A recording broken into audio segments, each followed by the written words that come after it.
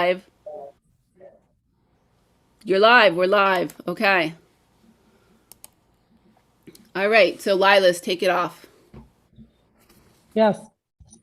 Hello, everyone. And hello, Rachelle and Katrina for joining with me. Thank you very much for joining with me. And I'm hosting and this meeting, and I'm first time I'm in the live stream. So we have two natives. One is USA and one is UK, and another is non-native. She's from Russians, but she's speaking like natives. So today we will discuss about YouTube channels and spoken English. Yes, we can hear you. So if you want to ask any question, you can ask to Kenplay about spoken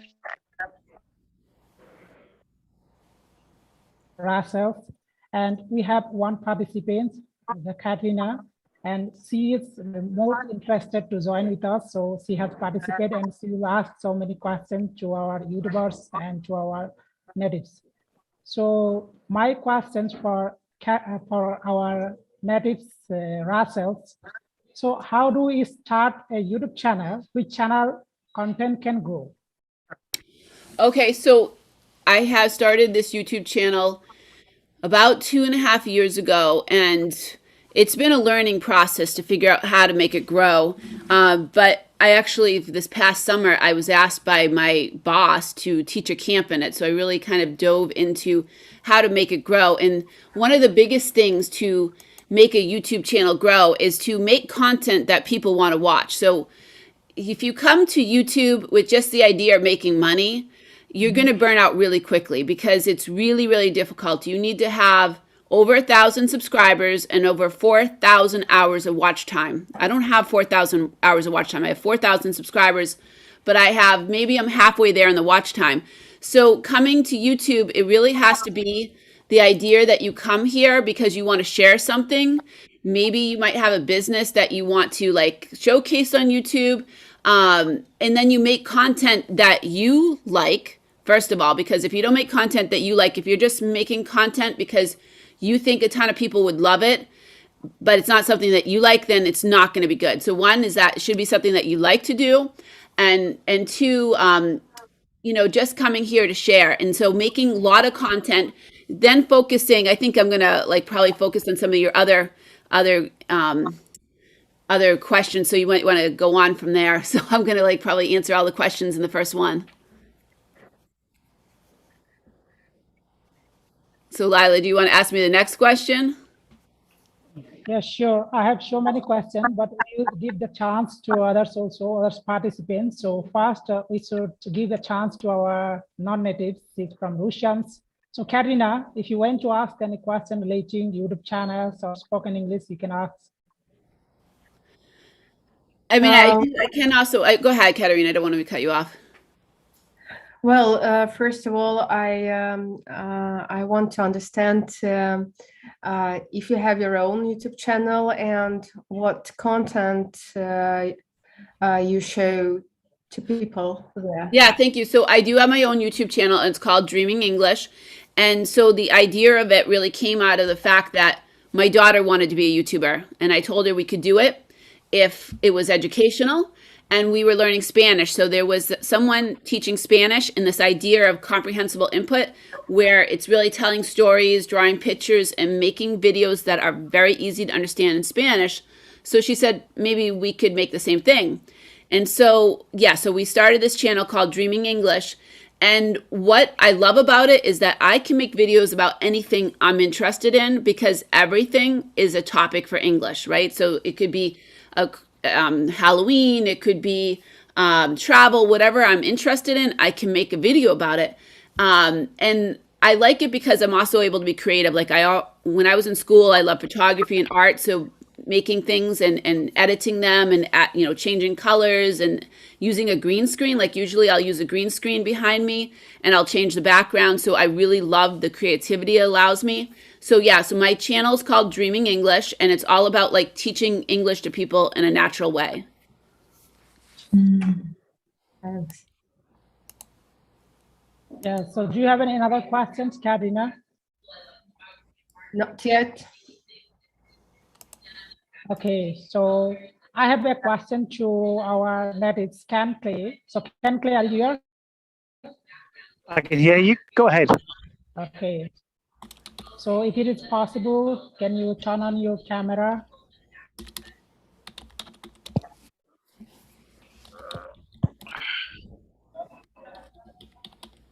Yeah, I've got a slight issue. I think I'm in a very noisy environment, so hopefully you can hear me. Can you hear me? Yes, Yes, we can hear we you. can hear you clearly. Brilliant. So yes, so yeah, my question for you that what are the basic things for a beginner levels who want to speak English, and if he has no any requirement, if you want to speak English better like you, so how can he will speak like you? I think, I mean, coming from the side of Dreaming English, it's a case of listening to as much native English speakers as possible, or as many native English speakers as possible. Obviously, I'm British.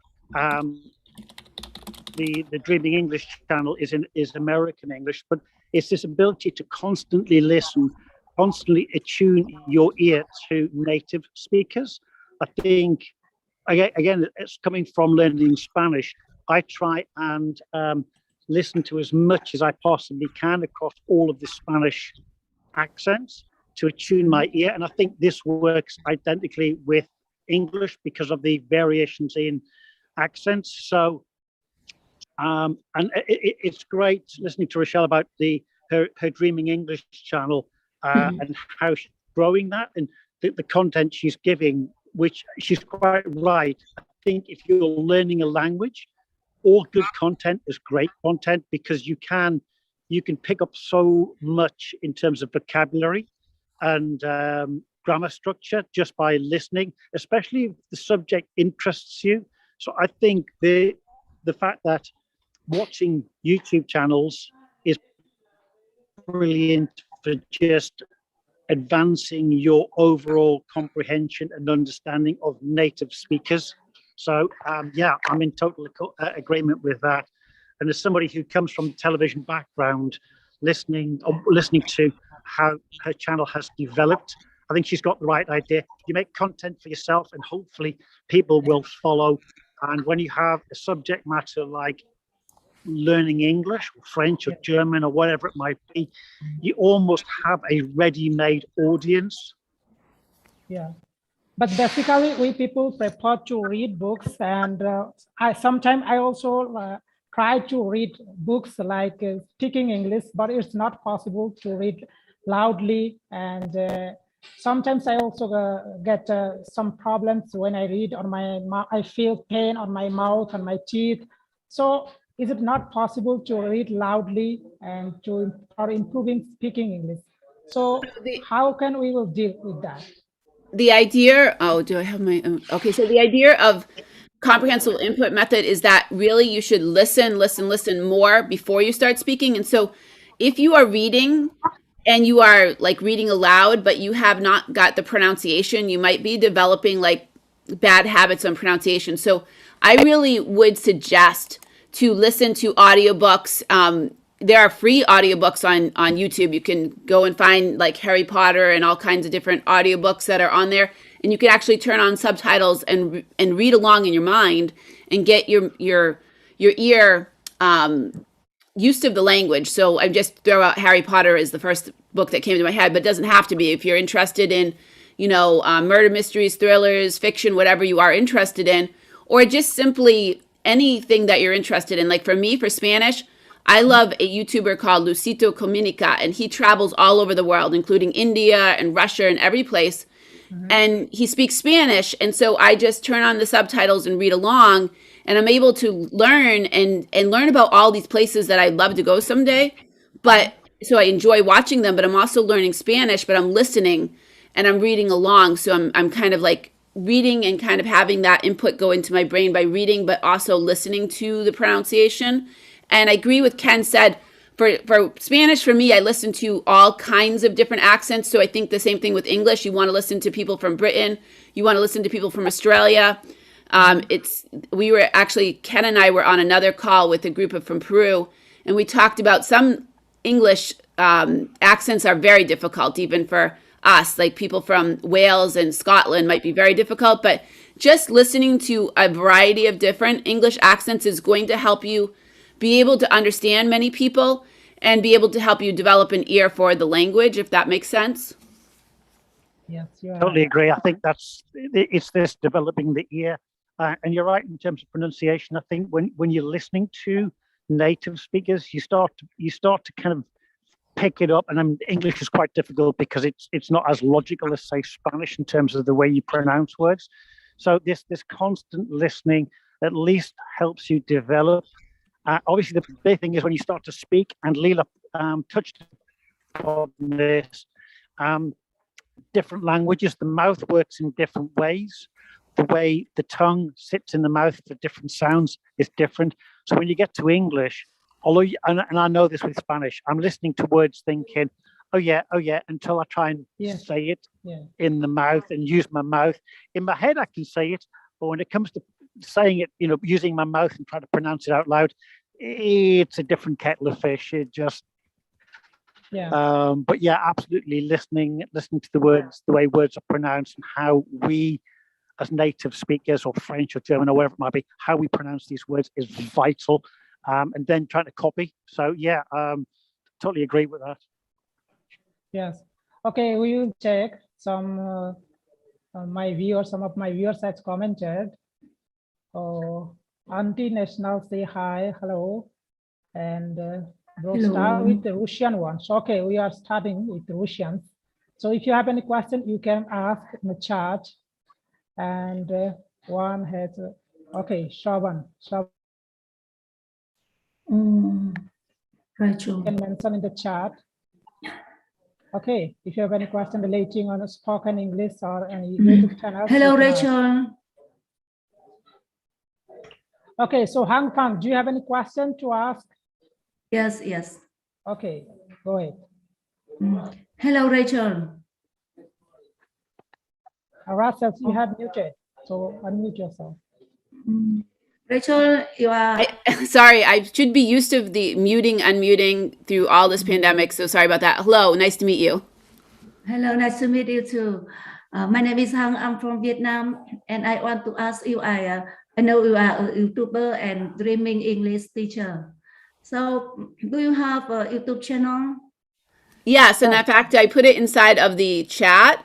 And if you want to follow it, that would be awesome. It's called Dreaming English, and the whole thing is about teaching English in like a very natural way with a method called comprehensible input method, which there's lots of stuff on the internet about comprehensible input method if you were to search it. And I can put that in the chat. Comprehensible input method. Okay, Auntie National, if you have any question, please write your question. If you have any questions, the Auntie National say, everyone likes Russian accent. So do you like Russian accent? Russian accent?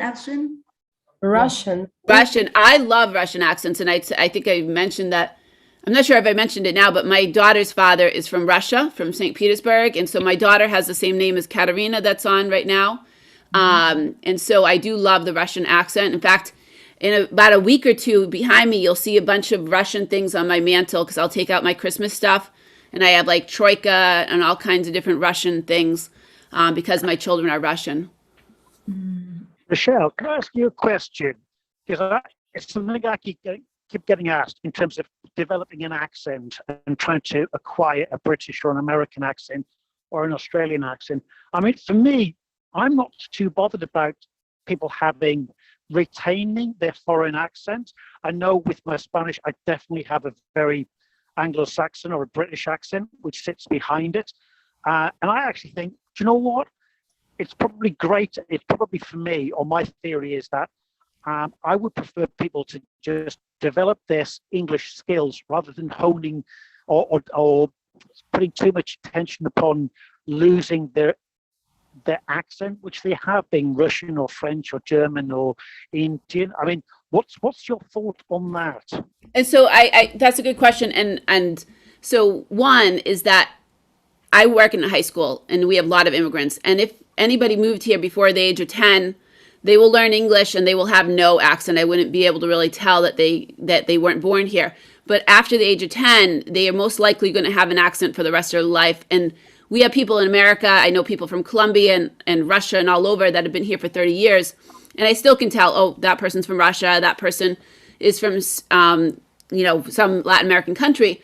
And I love that. I actually love the way it sounds. So I love the way that you say, Ken, like, own your accent. Like, if you're from Britain and you're speaking Spanish and you have a British accent, that's awesome. I think it makes it more interesting.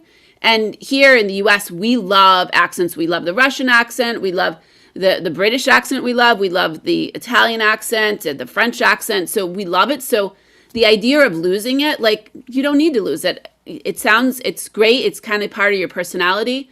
And it would be very, very difficult to lose it. You'd have to really work with like a speech coach to lose it. Obviously, people have been able to do it. Like Gwyneth Paltrow plays a very convincing person from Britain, at least in my opinion. And, there's lots of people that can do that. But I think it's with a speech coach that really kind of teaches them the accents. So I don't know if that answers your question, but I think own your accent. Like, be proud of it. Be proud that you have a Russian accent or a Spanish accent or Vietnamese accent, and that's great. I have students from all of these countries, mostly from Africa, but I do have students from Vietnam, many students from South America, and own it. Like, be proud of it. Yeah, one of my viewers has asked to you question. Agree. So it is the question for you, Russell. He has asked, which software is best to edit the video without watermark for uploading in YouTube channel? Okay, so your question was on can you say it again? I think you had can you say the question again? Yes, which software is best to edit the video without watermark for uploading in YouTube channel? Okay, so I did mention that I was asked to teach a YouTube camp, and I really taught my students, myself and a team of my staff members, taught the students how to start their YouTube channel just with their phone, which you have basic software on your phone that will have no watermarks, and just get started. Because the idea was start out with just what you have in your hand without spending a ton of money with expensive software, right? You can spend money for Adobe Premiere, which is very expensive, and I do use it.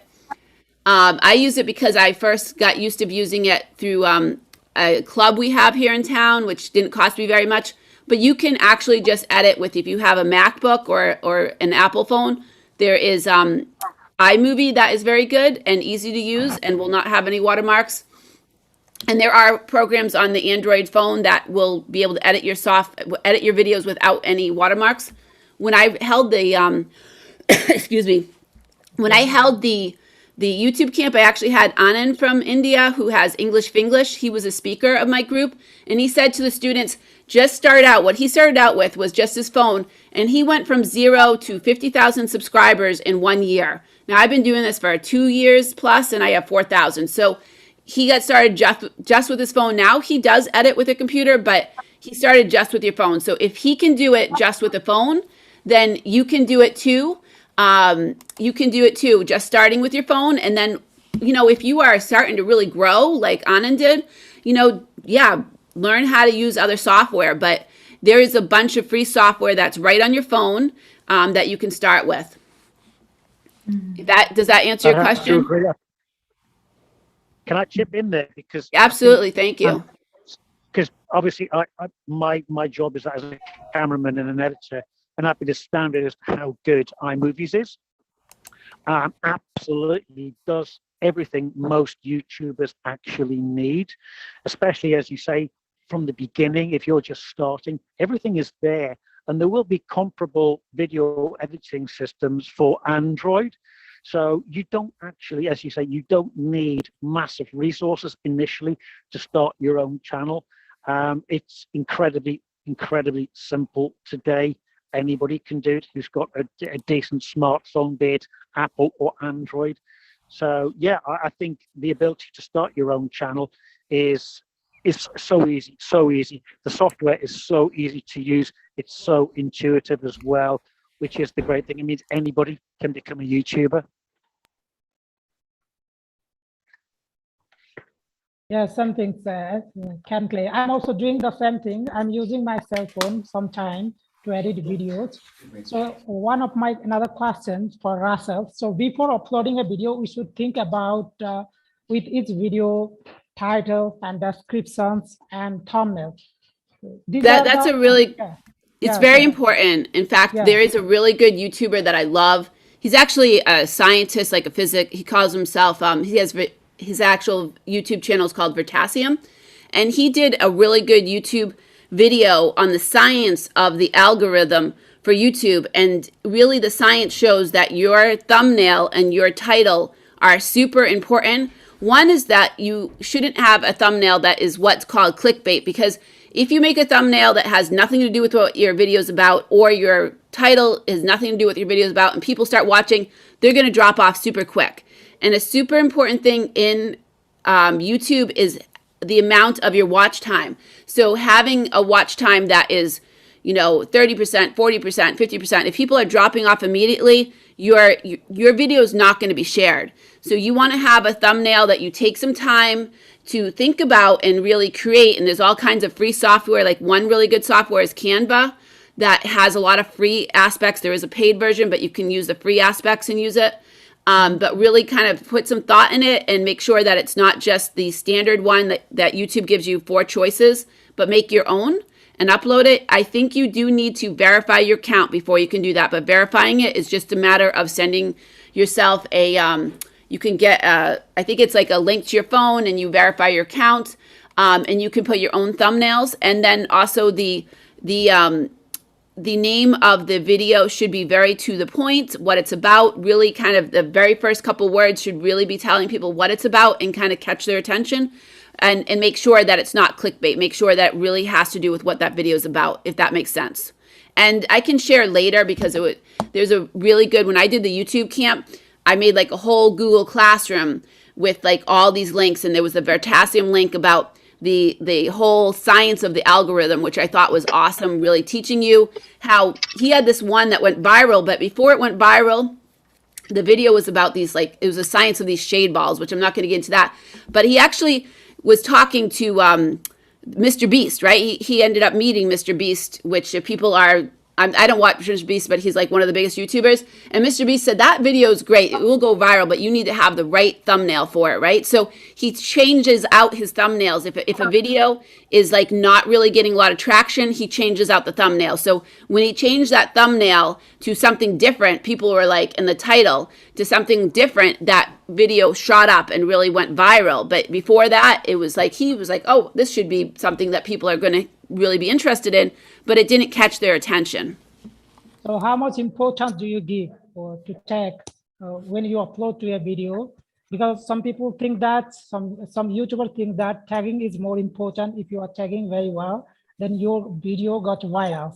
So how much importance do you give on tagging? I think that the tag should be to have to do with your video.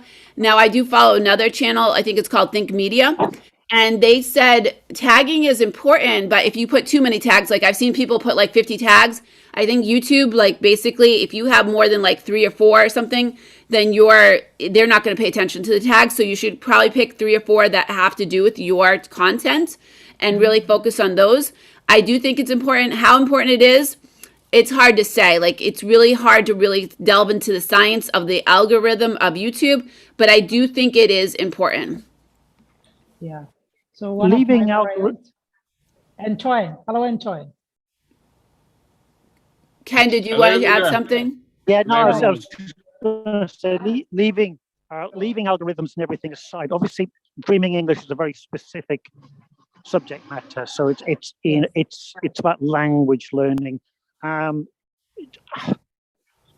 If you don't take algorithms into consideration and you just are targeting your audience, so you're being very specific, the learning of a language or a skill or some kind of something like that, do you think you can grow your channel just on word of mouth in terms of those people who are interested in that subject matter, or is it very much about targeting?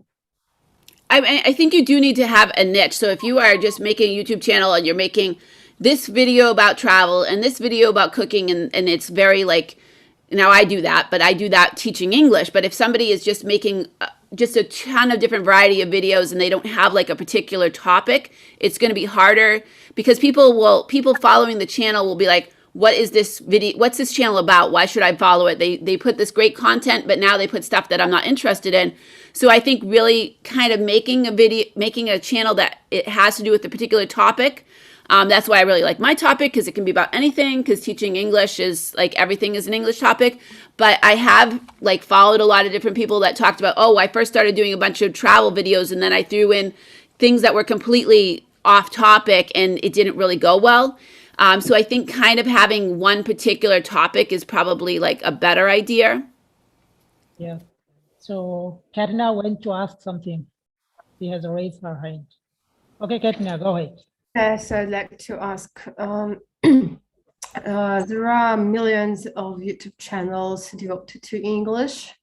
So the main question is how to make your content unique to attract people, because there are really millions of very similar channels. So, and they explain almost the same. So what was your plan? What you made to make your content unique? So what my plan was, when actually it was like this person dreaming Spanish, Pablo, he actually kind of did a video where he talked about the whole comprehensible input method. And he said there are very few channels doing this and very few in certain languages. Like there's somebody doing it in Russian. He was doing it in Spanish. There are a few doing it in English. The idea of a channel that is teaching English by drawing pictures, by using their hands, by telling stories and not teaching boring grammar, there are very few. Like you said, there are millions teaching English, but if you look up comprehensible input method English, there are just a very few. So I know there's this one gentleman that's teaching that in English, and there might be a couple others, but the way that I think mine is a little different is, one, it's using that comprehensible input method, which is different from everyone else teaching grammar, and two, you know, I just try to do like things that I try to be funny in them. I do make a fool out of myself sometimes. One time I was asked to share it with my staff at my high school program, and I was like a little bit embarrassed, but I was like, I feel like I make fun stuff that I think is funny, that I think, you know, will make people laugh, but they'll still learn English. You know, some people don't like it, but that's their opinion. But I think that's what makes it different, is that I'm teaching it in a different method than everyone else teaching traditional grammar. Do you think personality, on-screen personality, is got anything to do with? I mean, I work with professional talent, so professional presenters, and they know how to use the medium. They know how to engage with the camera and the audience beyond the camera. And you do watch some YouTubers who really don't have that on-screen persona, and that in itself is almost an instant turn off. By turn off, I mean like switch the channel off and find something else. So do you think your personality on screen is one of those things which helps to attract an audience for your channel? I do think that, and truthfully, when I first started, I never wanted to speak in front of people or be on video, but this was my daughter's idea. But I think the idea of having a video camera where I don't have like somebody behind that camera, I'm just videoing myself. The whole idea of YouTube is videoing yourself, right? That's why it's called YouTube. I can just look at myself and smile and kind of like really just kind of imagine the people on the other side, but I don't have that audience. And at first, if you watch my first videos, they're not that great, but I decided to just post them and just hope that I'm going to show a progression of them getting better. And I'm sure that as I watch others, and I do watch a ton of other people, I get ideas on how to engage better. Like I was never trained, like Ken, you said you work with professionals that you know are on television and stuff. I was never trained for that. Like what were my jobs? I work in a high school, and before that I was an insurance underwriter.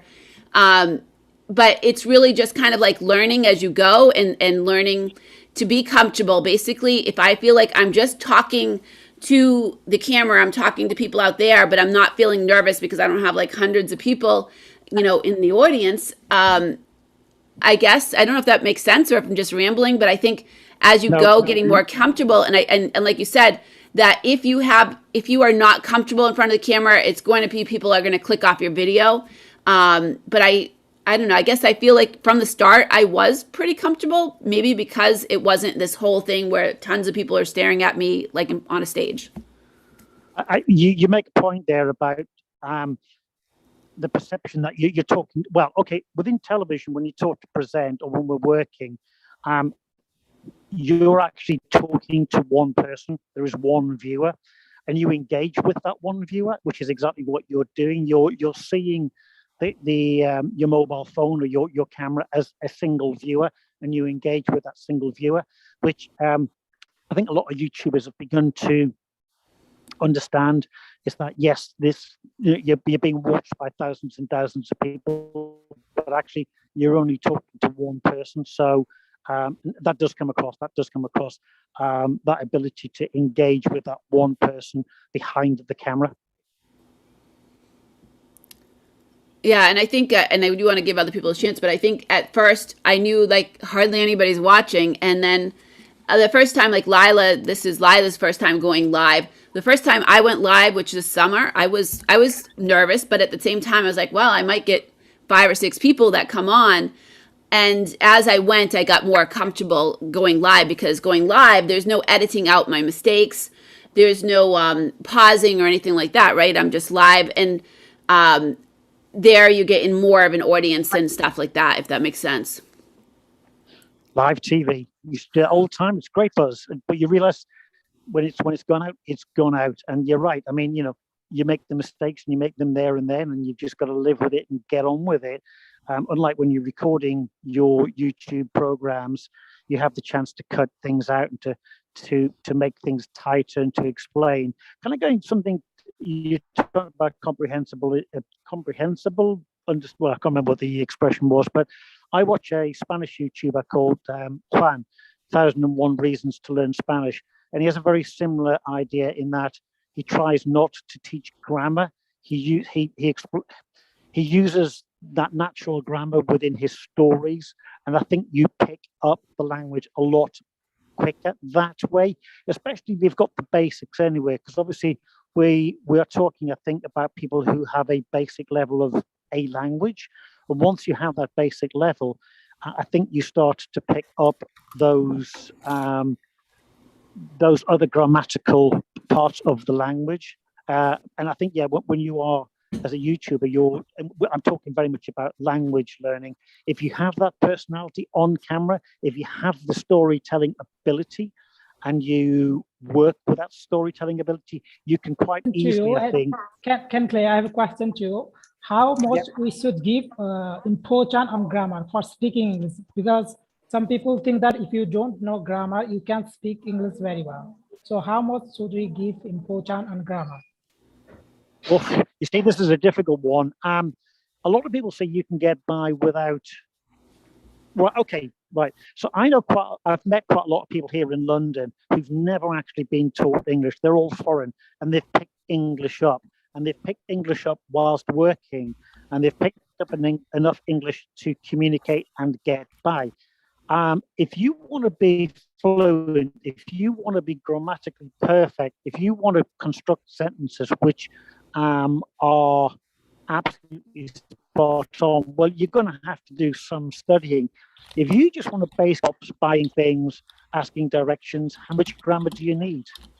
I think it's horses for courses. If you want to be a university lecturer and you want to lecture in English, and that's not your native language, you're going to have to do some work to get your grammar and spoken English up to that level.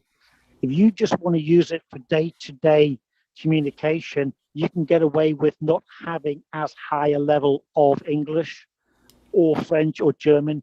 You will learn like a parrot the expressions you need to learn to get by, to be able to do the purchases you need to do, to be able to get the instructions you need to do a job. I think you need to clarify what is the end goal? What is your end goal as a language learner?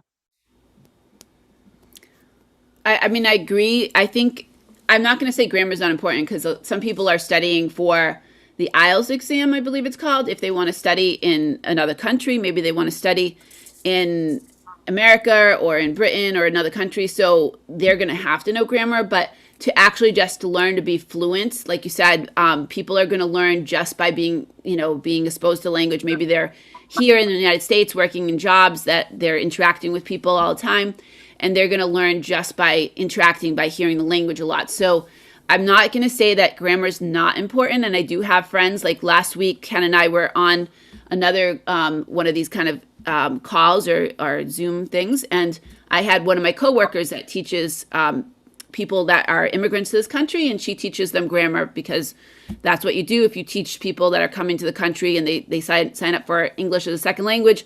They do teach a lot of like just kind of by, okay, this is a banana, this is this, and this is that, and kind of just talking, but they also are going to get into the nuts and bolts of the language. And something that I believe Ken and I probably had in high school and maybe in college is you kind of have all these things where you learn the grammar, and we had to do these things called like sentence diagrams and kind of, be, okay, this is a helping verb and, this crazy thing that I've never used again. And when I'm talking to you right now, I'm not thinking about the verbs. I'm not thinking about the tenses. I'm just talking.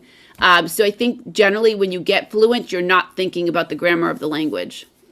Yeah, my friend Katrina, yesterday we were talking about money. So she wanna ask to you, Rachelle, how can she will earn money by teaching English? Is that question for you, Katrina?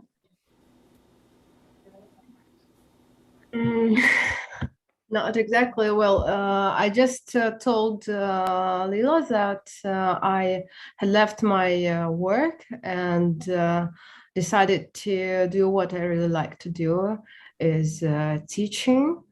And at the moment, I'm in the process of searching for students to teach. So, that's a good question. Are you trying to teach students Russian, or what are you trying to teach them? So, I mean, no, English. Oh, English. Okay. So anyway, there is great platforms. Like one that I use to learn Spanish, but I mean, you can learn any language on it. It's called italki, and I think there's something called Cambly, and there's other ones. And so basically, you can apply to be either an English professor or an English tutor, depending on your level. And then if you get accepted, because they have so many spaces for, I guess it's supply and demand. If there's more people looking for English teachers, then they're going to take more English teachers and tutors on. And so the idea is that it helps you find the students without like coming up with your own platform and trying to search for them yourself. And then they do all the, they take a small percentage. I don't know exactly how much, but they take this percentage because obviously they're doing the work of finding your students and kind of connecting you. And there's other ones I know that some people on this call might use Cambly, and maybe people could suggest other ones. So you can definitely start from scratch and start your own program. But I know if I was to do that, which I'm not going to because I have a full-time job, but if I was to do it, I would probably start with a platform that's already existing that can help me find the students. Mhm. So how can we earn money from YouTube? Because it is hard for me, I think. I know that to earn money from YouTube, it is very hard. So it is very hard. And so when I taught the class and when I tell anybody, if you come to YouTube with the idea of earning money, you'll get burnt out because it takes 1,000 subscribers and 4,000 hours in a year. That's a lot. And even when you start to get that 4,000 hours, you're probably just getting a very small amount of money each month. So, but there's other ways, like the channel that we were following when we came up with our idea called Dreaming Spanish, he came up with a whole like subscription model where he used Patreon. So he would put out 3 videos a week, but he said, do you want a video like every day? If you want a video every day, you can have a subscription in Patreon and you'll get a video every day. And I think he started out at $7 a month or something.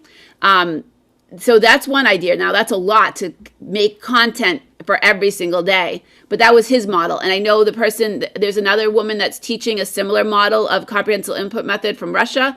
And she's doing a similar model where she has those free YouTube videos out there. That's kind of the way she gets people interested. And then she says, do you want more?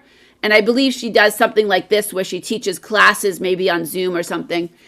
So there's ways that you can do it by using YouTube as a platform to bring people to you if they want to have Zoom classes, or maybe they want to have more content. Maybe they don't want just 2 or 3 videos a week. They want more videos.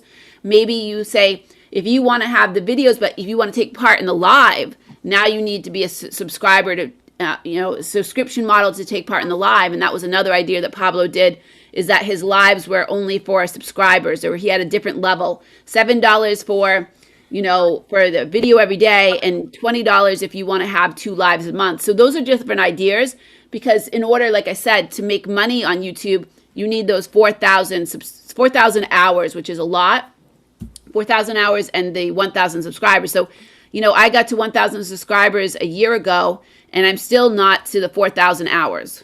Yeah, I think I'm going to achieve my goals, because I'm going to get 1,000 subscribers. So maybe I can earn money from YouTube, maybe in future, but I'm not sure now.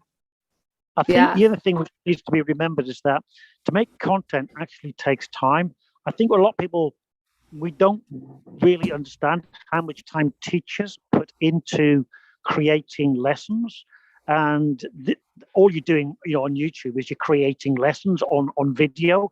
And to make that content, and to make that content varied and interesting, it takes time. It takes time. So you're actually putting in a lot of time. So, the amount you're earning per hour is actually not a lot, because, for 10 minutes of screen time, you're probably having to put in 2 hours of prep to get the content right. Yes. To get the subject right. So it's not just 10 minutes to do a 10-minute live in a day every day. There's a lot of work goes behind that. And I think if you ask any teacher, they will tell you the initial setup time, the amount of time they need to prepare lessons, to prepare a curriculum over a term or several terms. That's a lot of time. That's a lot of work. So this isn't a quick buck, be it on YouTube or teaching. It's not a quick buck. It's not a fast buck. There's a lot of work goes behind. If we're just talking about teaching videos, there's a lot of work goes into making sure that those videos are helpful to the students, helpful to the viewers, are interesting, and help the viewer, the student, progress. Yes, you're right. If your video can help to viewers, then you'll earn money, because you will get more subscribers, more viewers. So I think that's the one thing. It depends on our content. If you right, and I tell you, like, the videos that I make that are using that comprehensive input method, I'm using 2 cameras. One camera that's looking down on a whiteboard, and one camera that's looking at us, and we're drawing. And when I go to edit those, it takes me, the first one took me like, I don't want to admit it, but I think it took me like 11 hours, and I started over and deleted everything because I was having a real hard time doing it. But it's still taking me a couple hours from videoing it and editing it.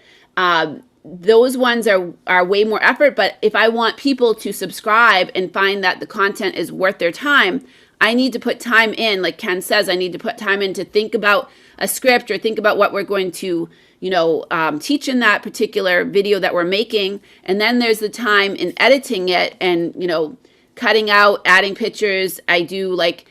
I actually am part of a club that doesn't cost very much here, but they basically have people that help teach me, like, oh, Rachelle, stop jump cutting. I had no idea what he was talking about. He said, jump cutting, I hate that. Stop jump cutting.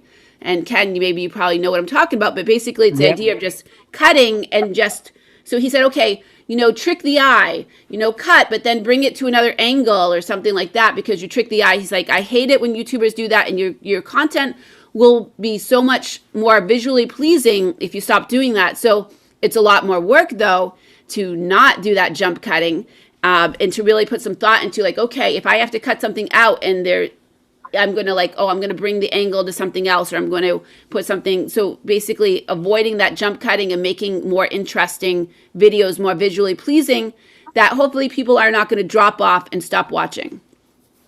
Well, the one thing you've got to realize, of course, is that television is, we'll call it television cinema, is a language, a bit like English, a bit like French. There has been a grammar which has been created over the history of the medium. And we're so used to that. We're watching TV and the movies, films every single day. So we've become accustomed to that. So when we do something which is radical, like jump cutting, it does jar to the eye, and there are obviously ways around that. So, you know, the nature of modern technology and the quality of even iPhone pictures means you can punch in, so you can go to a much tighter shot and zoom back to get around the fact that you've had to do a jump cut. But you're right. I mean, as somebody who's in the TV profession, when I see jump cuts done badly, you think, yes, that's either one, lazy, or lack of technical understanding. But you're right. I mean, you know, a 1 minute video together, which involves a lot of editing every 2 seconds, it can take me 3 or 4 hours. If I'm doing that with graphics, that can take even more time. Weirdly enough, just because getting the graphics right and making them edit right and making them read, you know, whilst the viewer is watching it. So there is a lot of work goes into any video behind the scenes. It's not just a let's shoot it and get it out, unless you really, really are good on camera and you can spiel off 2, 3, 4 minutes of a narration without any mistakes. And I think it takes a TV pro, somebody who's been in the business, to be able to do that and be able to do that convincingly. So yeah, remember that if you're going to start a YouTube channel, it's a lot of work. It's not as fast as you think it's going to be. Yeah, you're right. Okay, Katrina, so you have any questions? You have raised your hand. Yes, I do. So, Rachelle, to be a YouTuber is about creativity. But when your goal is to get as many subscribers as it's possible, it's not about creativity, it's more about hard work. So don't you get tired of it? Maybe sometimes you feel that I'm tired, I don't want to do that, but you have to do that or you will not get subscribers. Yeah, and that's can be frustrating. I think I had a conversation with someone else. He was from India, and I was getting frustrated because I was making all this content that I think is wonderful, and the subscribers weren't growing. And I was sharing the YouTube videos all over the place. And he said, Rachelle, stop sharing the YouTube videos, because when you share them a bunch of places and people just click on it because they're not sure what this is and they stop watching, then your watch time goes down, and then you don't, you know, YouTube doesn't recommend your videos as much. But it's still really hard to follow I think his name was Asif, to follow his advice, because like even right now, I was, you know, having like 400 subscribers a month, which was a lot for me, right? But now it's like 200 or 100, and it's frustrating to like say, well, I'm making all this great content and why aren't people subscribing? Why aren't they watching? And I get tempted to keep on like, let me just share it. But then I think, oh, all the time I'm doing that, first of all, I'm less time of editing all these videos that I have spent time making, right? I have a whole bunch of stuff on my computer that I have to edit, and I'm wasting time just trying to get people to watch it. So I really need to focus more on creating the content and sharing good content. And if you create good content, viewers will come. But it's really hard to be patient. And that was one thing that FC said, be patient, Rachelle. If you make good content, viewers will come. But sometimes I get impatient. I'm like, why aren't they coming? Why aren't they watching? I made this great content. Yeah, you're right. So we have one more participant. So Sally, you want to ask any questions? Hello, Sally. Hello. Hello, nice to meet you. How are you?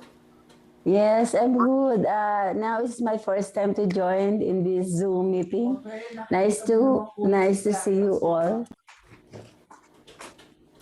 Yeah. Thank you for joining. Where are you coming from? I'm from Philippines. By the way, I'm Shirley from Philippines. Yes, I know you. You are from Philippines, and I have been also talking with you, I think, in the Zoom meetings. So maybe we have talked before. So do you have any question to our natives? If you have any question relating on YouTube, you can ask to yourself. If you have any question on spoken English, you can ask to our natives can play. Is it really good to be a YouTuber? Well, I mean, I like it. Like I was saying earlier before you came on that I never really thought of being a YouTuber. It was my 11-year-old daughter. She was 9 at the time, and she wanted to be a YouTuber. And I said, well, we can do it if it's educational. So now it's mostly me. In fact, she was supposed to be on, but I'm not sure that we're going to see her this morning. It's mostly me making the videos. So I've actually really come to love making YouTube videos and sharing and having people comment saying that they really are learning a lot from the videos that I make. So it was something that I totally did not see myself doing, but it's almost like something that I'm thinking in my mind. Maybe I might want to do this, even if I can't make a ton of money from YouTube. I think to myself, could I get a job? Like we have this little thing called LTV. It's like Lemonster TV.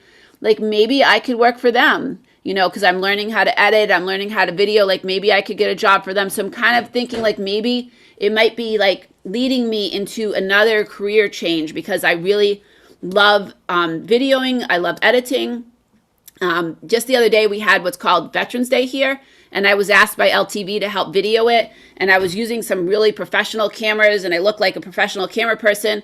And I'm videoing, and they said, "Oh, you did a really good job. You really kind of like slowly zoomed and whatnot." So I'm finding something that I love to do, if that makes sense. So for me, it does. It might not make sense to everyone, but it can be if you just come again to YouTube because you want to make a lot of money. Like Lila keeps on saying, "How do you make money?"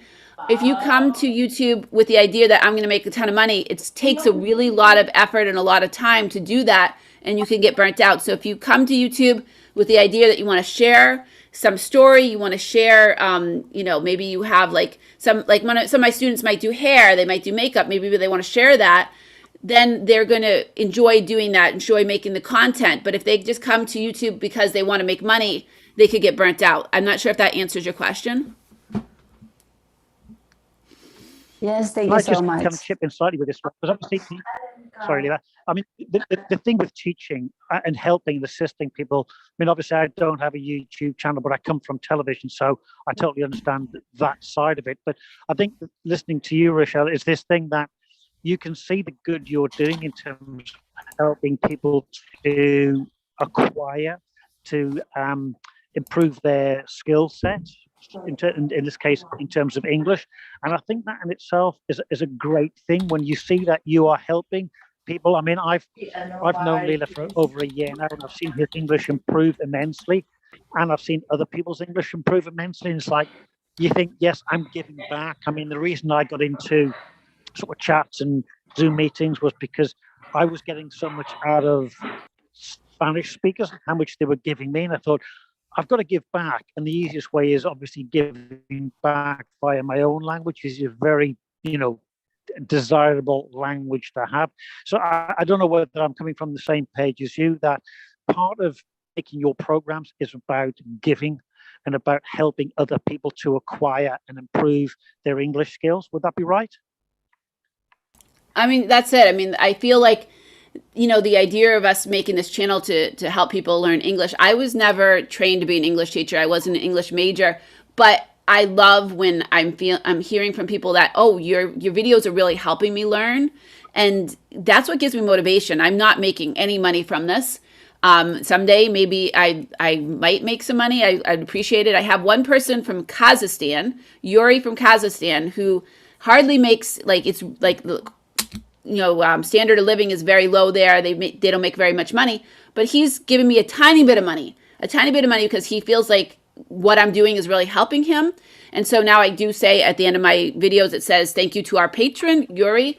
But he felt that my videos are really helping him. So that's great. I super appreciate that. Gives me motivation. But again, like, the money that he's given me is still spend more money on all of the camera equipment that I have, or the editing software and stuff.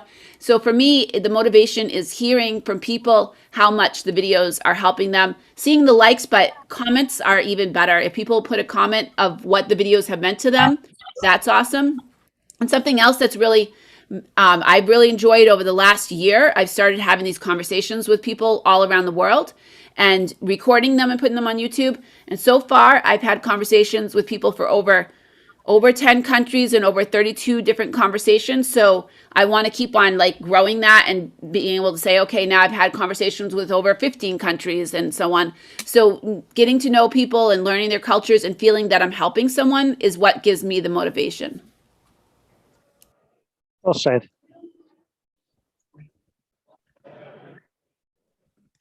Yes. So Yes, we have question, another one Michelle. participant. If you were to, What was your question, Ken?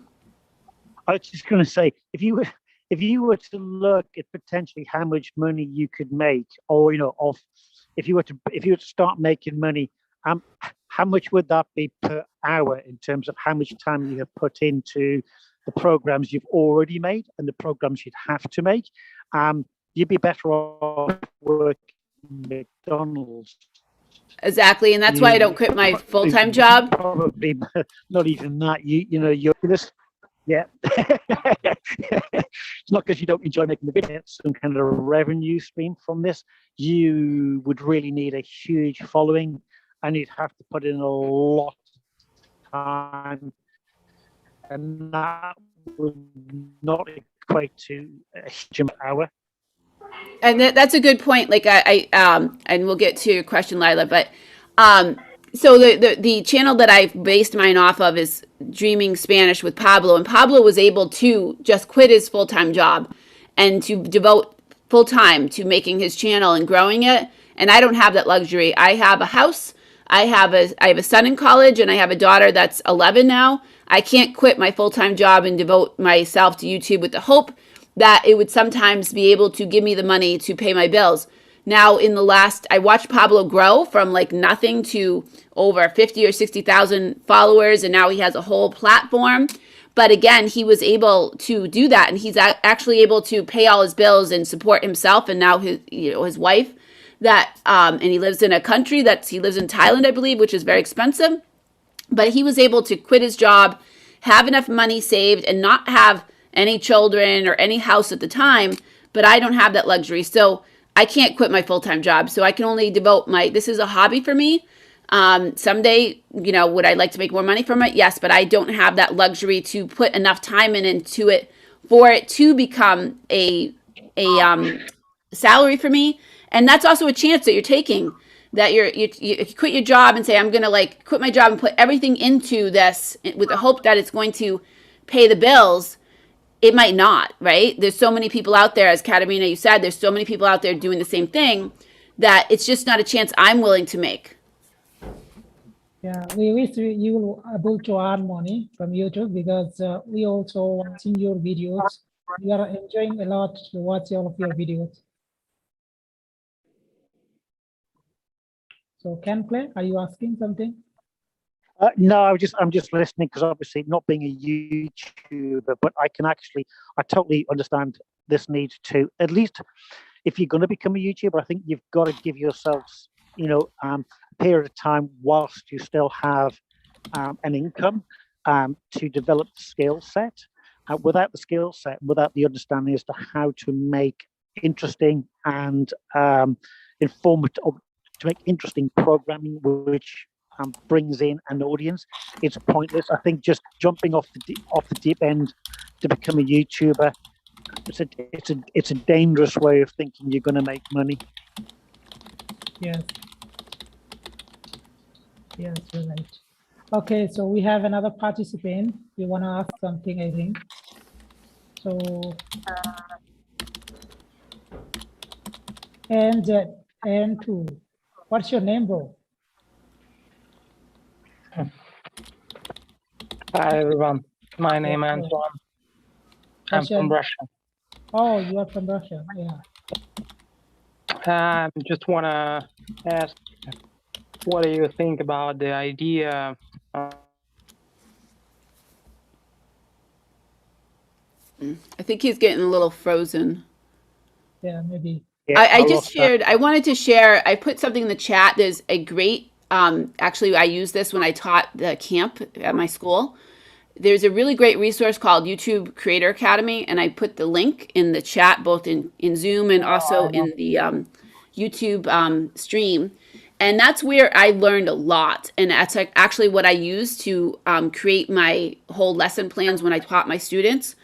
So I suggest that you follow it if you're interested in becoming a YouTuber. If you are a YouTuber and you want to improve your skill, then this would be a great place to get started. It's by YouTube, and they've taught everything from, copyright. You got to really know about copyright, because if you have problems with copyright, you could just have your whole channel come down, right?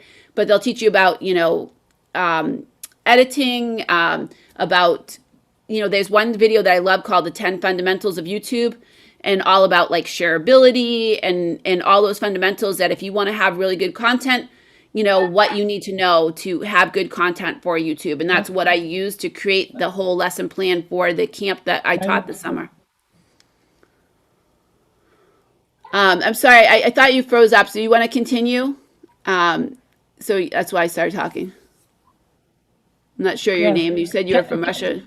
Yeah, Kente was asking something to you. So we have a chance, we should give a chance to Antoine. He's from Russian. He was asking something. Okay. I want to ask you, what do you think about the idea of sharing your knowledge with somebody else around the world?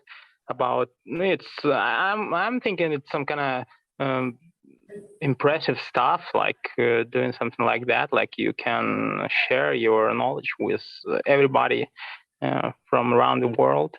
And what do you think about this idea? I mean, I love the idea, and that's why when I started, it was really just making things with my daughter, making these videos and editing them.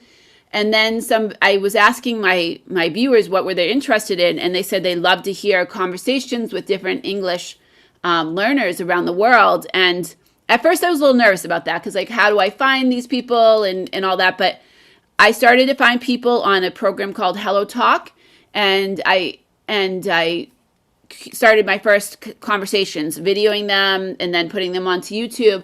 And I enjoyed each one, like learning more. And then as I started to kind of grow on YouTube, I had people like Lila contact me, and others contact me saying they want to have a conversation to put on YouTube. So it's really been amazing to me. And what I love to do every day, I love to go into my YouTube analytics and see how many new countries that I have, how many new people from different countries have come and watched my channel. So that is just awesome, especially when I see, oh, I never saw like Philippines. I haven't seen Philippines yet. I know we had somebody on. I haven't seen Philippines yet, but there'll be like new countries, every day or every week. And I love that. Okay, that's good. That's super good. And it's some kind of curious question, to know what is the mindset of the person who just having a channel and wanted to share with somebody, and what is the first thing in your mind when you just starting new video or something like that? Yeah, again, for me, it was really my daughter's idea, but the mindset, I think you have to be someone that's open. I mean, you don't want to share too much. You don't want to tell people your address, but you have to be open, because I think for people to follow you, they want to know about you, right? So I do share about like my family. I share about my son going to college and stuff like that. And I think when people get to know you as a person, they kind of feel like, oh, they almost feel like they're your friend. Like when I was following people learning Spanish, there was like Andrea and her husband, Nate, that were from Spanish land. And I listened to them and I followed them. I actually ended up deciding to pay to be one of their first, in their first group that they taught. They had like a whole group that they taught Spanish, because I felt like I got to know them. And I think that's what's important. Like part of being YouTube, it's like called YouTube for a reason. It's about, kind of like, it's like television too, but it's you, right? So if you are making a channel and you're not sharing about yourself, I think it's not going to go as well. Not to say that there aren't channels that are just people showing how they're playing video games and you don't even know anything about them, that obviously they are successful. But I think for some, it's going to be more successful if you get to know them. And they become virtual friends. Absolutely. Absolutely. So we seem to have lost Lila, but we can continue for a bit longer. I do need to get going soon because I'm going to, and we've been on for an hour. I'm not sure what happened to Lila. If we want to have a couple more questions, but otherwise, I think everyone, like Ken, has been on for a while, and we want to be mindful of time. If you have a couple more. I need to be making a move. But I mean, just coming back to something you just said, obviously, the one thing you do have with YouTube is that you kind of feel like, because the people I watch, and it sounds like we're watching a couple of the same people, but you kind of, they become friends to you. You start to understand them as people, their interests. And I think it's not the cult of personality, because it isn't that, but it is about, it could be the person next door, it could be your neighbor, it could be somebody at work. So I think when that's this, and it goes back to something we were talking about before. It's about having a personality on screen. It's about having a personality which people can engage with. And I think that's vitally important, that you as a YouTuber have a personality which allows other people to engage with you and to follow you and to want to watch the next episode, or to watch the next next lesson in your case, in terms of how you're teaching English. But yeah, I like you, I need to be getting off, but a lovely chat with everybody. So I'm really pleased I took time out to have a chat with everybody. Yeah, and hopefully we can do this again. I think the next time we might stream, maybe it could be like once or twice a month, for sure, at least for me to take part in this. But thank you, everyone. I know Lila, you just popped off and popped back on, but I do want to be mindful of time, and I actually am going someplace to a family event, and Ken has to leave as well. So I leave for like one more question, and then I think we need to kind of end to be mindful of time. Yes. Okay, so my last questions for you, because I have seen in my surroundings so many YouTubers, they are doing the copyright format. They are copying and uploading. They are copying and uploading, and they have lots of subscribers. They have lots of viewers. So is that can help to them? Is it help? So here's the thing, and I'm not a copyright like expert, but I will point you to, and I put it on your channel and I put it in the chat, the YouTube Creator Series. They have a thing on copyright. You want to be very, very careful on copyright. You want to make sure you're following the rules. There's some things called like, there are like, if you are reacting to something, like I could take something that's a BBC and I could kind of react to it. There's rules about that to say it's okay. But there are also rules like if you have, and I discovered this even more. Now, I had a student that made a little YouTube short on their phone, which we shared in the class. Now, YouTube shorts, you can use all kinds of music. However, it's only allowed in YouTube shorts. Now, if I put that short she made in my video, all of a sudden there was copyright. So they basically, I didn't get what's called a strike, but they just took that music out. They deleted it out. But there's things called strikes, and 3 strikes you're out, like your YouTube channel's done. So I think you want to be very careful. I'm not an expert, but again, I would point you to the link that I put in the chat, both inside your YouTube stream and inside this chat. There are great videos on copyright rules, and you want to be very mindful of that. Yeah, I know about that rules, copyright restrictions rules, but when I like to some videos, means when I watch some videos from YouTube, if I like, I download, then I edit, and then upload in YouTube after editing, but not that same videos I'm uploading. I'm not an expert on that, and I would again point you to like really being careful on what you're doing. I think you can react to things, and Ken might have more to say that, but I think you need to be very careful. I'm very careful, and that's one thing that LTV has taught me, that even pictures that I put, I make sure they're copyright free, because I don't want there to be anything. The music I have in my little intro is from YouTube Audio Library, which is all copyright free music. So I'm very, very careful and conscientious on copyright in anything that I put out on my YouTube channel.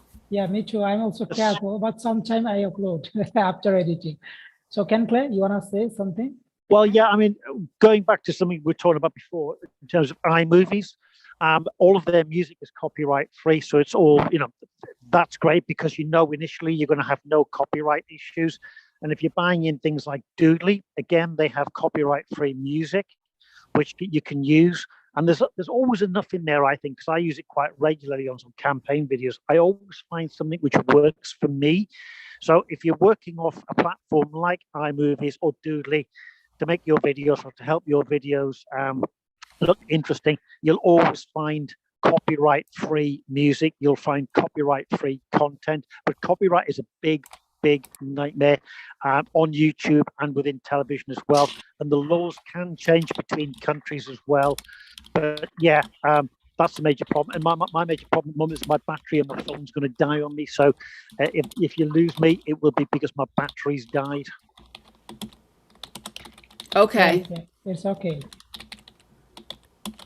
So, Katrina, Yeah. do you have any more questions to ask Rachelle or Ken, please? I want to say a big thank you because it's very useful to talk to you, to listen to your native speech. And for me, as a teacher who wants to begin her teaching way, it's very useful to talk to you because you are an example for me. Yes, sure. And I'm also going to put inside of the chat for just the Zoom. Oh, I'm going to put my email. I just typed it wrong. For anybody that's on the Zoom that wants to connect with me, I would love that. And then we can probably do this like once or twice a month. And I'd love to do it again. So the second email is the correct one. If you want to connect with me, I would love that. And this has been awesome, and we'll definitely do it again. I'm glad to see you again, Ken, and I look forward to seeing you again in the future. And Lila, it's been great to see you too. Yeah, sure, definitely. And we can Katerina, do another everyone, so. conversation. Yeah, definitely we can do another conversation in the next time.